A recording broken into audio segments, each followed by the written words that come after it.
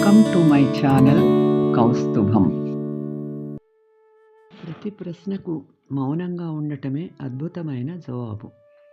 నవ్వటమే నీవు ఎదుర్కొనే ఏ పరిస్థితికైనా తగినది.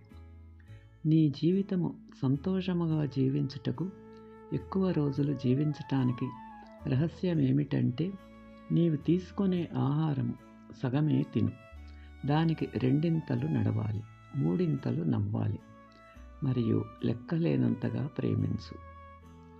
క్యాలిక్యులేటర్ వచ్చాక చిన్న చిన్న లెక్కలు మర్చిపోయాము. టీవీ వచ్చాక పుస్తకాలు చదవటం మర్చిపోయాము. కారు వచ్చాక నడక మర్చిపోయాము. కంప్యూటర్ వచ్చాక స్పెల్లింగ్లు మర్చిపోయాము. ఏసీలు వచ్చాక చల్లని గాలికి చెట్టు క్రిందకు వెళ్ళడం మర్చిపోయాం. సిటీకి వచ్చాక మట్టి వాసన మర్చిపోయాం. పర్ఫ్యూమ్స్ వచ్చాక పూల వాసన మర్చిపోయాం. ఫాస్ట్ ఫుడ్ వచ్చాక సంప్రదాయ వంటకాలు మర్చిపోయాం. వాట్సాప్ వచ్చాక ఎలా మాట్లాడాలో మర్చిపోయాం. ఇంకా ఎన్ని మర్చిపోవాల్సి వస్తుందో. శరీరానికి వ్యాయామం లాంటిదే మనసుకు పుస్తక పఠనం. ప్రకృతి హక్కులనివ్వదు, బాధ్యతలను గుర్తు చేస్తుంది. తనకై తాను మంచి విద్యార్థి కాలేనివాడు ఎన్నటికీ మంచి ఉపాధ్యాయుడు కాలేడు.